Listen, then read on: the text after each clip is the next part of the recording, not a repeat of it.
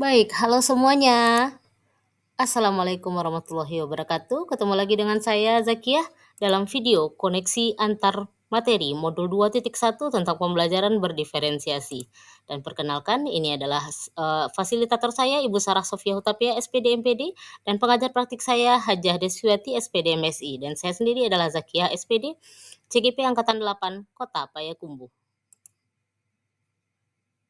Dan saya ingin memulainya dengan sebuah kutipan dari Ki Hajar Dewantara, yaitu, serupa seperti para pengukir yang memiliki pengetahuan mendalam tentang keadaan kayu, jenis-jenisnya, keindahan ukiran, dan cara-cara mengukirnya.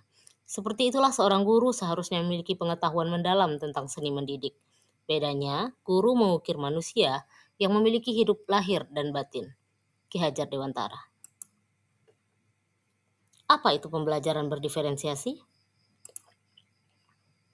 Nah, pembelajaran berdiferensiasi adalah usaha guru untuk menyesuaikan proses pembelajaran di kelas untuk memenuhi kebutuhan belajar individu murid.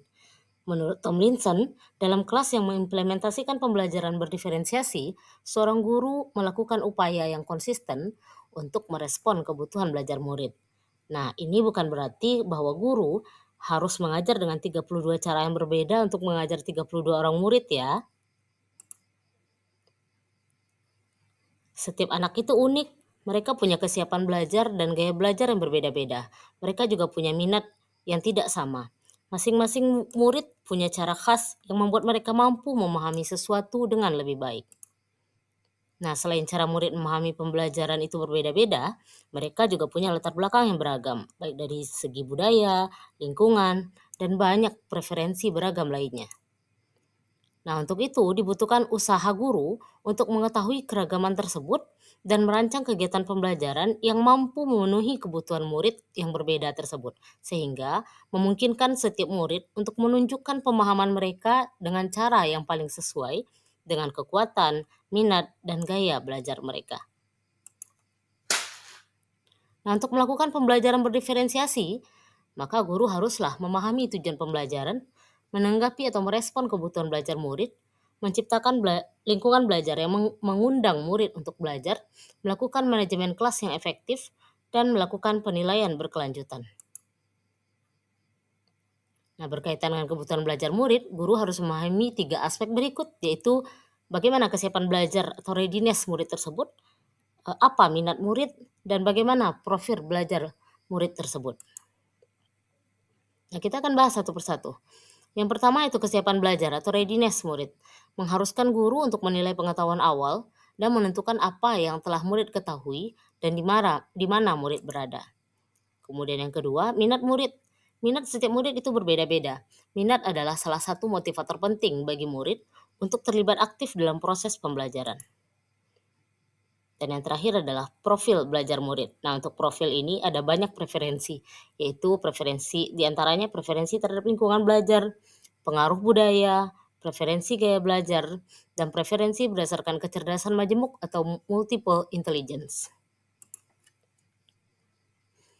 Nah, kebutuhan belajar murid itu dapat kita identifikasi dengan banyak cara, diantaranya mungkin dengan mengamati perilaku murid-murid, atau dengan mencari tahu pengetahuan awal yang dimiliki oleh murid terkait dengan topik yang akan dipelajari, atau dengan melakukan penilaian untuk menentukan pengetahuan, keterampilan, dan sikap mereka saat ini, dan kemudian mencatat kebutuhan yang diungkapkan oleh informasi yang diperoleh dari proses penilaian tersebut, atau dengan mendiskusikan kebutuhan murid dengan orang tua atau wali murid. Bisa juga dengan mengamati murid ketika mereka sedang menyelesaikan suatu tugas atau aktivitas. Bisa juga dengan berbicara dengan guru murid sebelumnya, atau mungkin saja dengan melakukan survei untuk mengetahui kebutuhan belajar murid.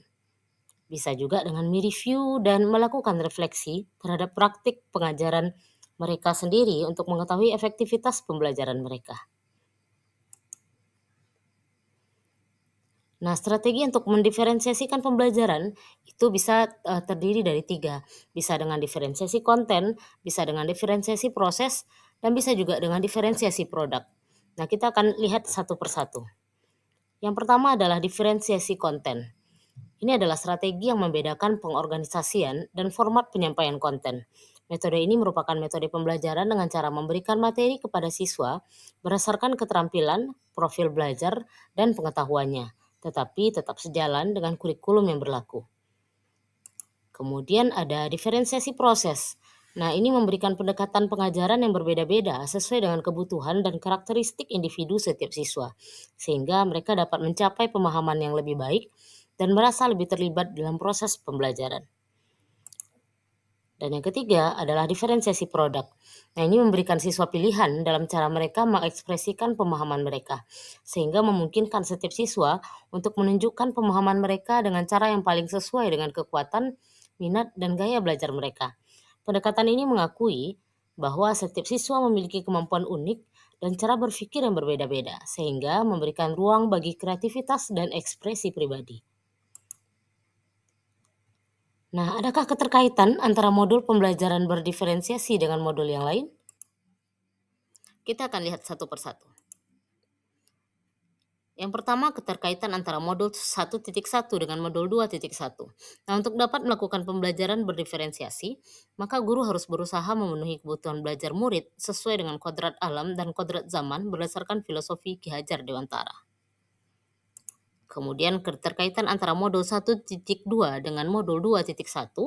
Dalam melakukan pembelajaran berdiferensiasi, seorang guru harus berpihak pada murid, reflektif, mandiri, kolaboratif, dan inovatif untuk menciptakan pembelajaran berdiferensiasi yang memungkinkan siswa untuk mengambil peran aktif dalam proses pembelajaran dan merasa dihargai karena keunikan mereka. Hal ini sesuai dengan nilai dan peran guru penggerak. Nah, keterkaitan antara modul 1.3 dan modul 2.1 adalah pembelajaran berdiferensiasi dapat menjadi salah satu strategi untuk mewujudkan visi guru penggerak yang berpihak pada murid. Keterkaitan antara modul 1.4 dengan modul 2.1 yaitu dalam pelaksanaan pembelajaran berdiferensiasi antara guru dan murid hendaknya ada keyakinan kelas terlebih dahulu agar proses pembelajaran dapat berjalan dengan baik sesuai dengan nilai-nilai budaya positif. Nah, sebagai penutup, Ki Hajar Dewantara telah menyampaikan bahwa maksud dari pendidikan adalah menuntun segala kekuatan kodrat yang ada pada anak-anak, agar mereka sebagai manusia maupun anggota masyarakat dapat mencapai keselamatan dan kebahagiaan yang setinggi-tingginya. Sebagai pendidik, kita tentu menyadari bahwa setiap anak adalah unik dan memiliki kodratnya masing-masing. Tugas kita sebagai guru adalah menyediakan lingkungan belajar yang memungkinkan setiap anak untuk dapat tumbuh dan berkembang secara maksimal sesuai dengan kodratnya masing-masing, dan memastikan bahwa dalam prosesnya anak-anak tersebut merasa selamat dan bahagia. Setiap murid yang duduk di kelas kita adalah individu yang unik, dan ini seharusnya menjadi dasar dari praktik-praktik pembelajaran yang kita lakukan di kelas dan di sekolah, serta menjadi kerangka acuan saat mengevaluasi praktik-praktik pembelajaran kita. Sekian dari saya, dan terima kasih. Wassalamualaikum warahmatullahi wabarakatuh.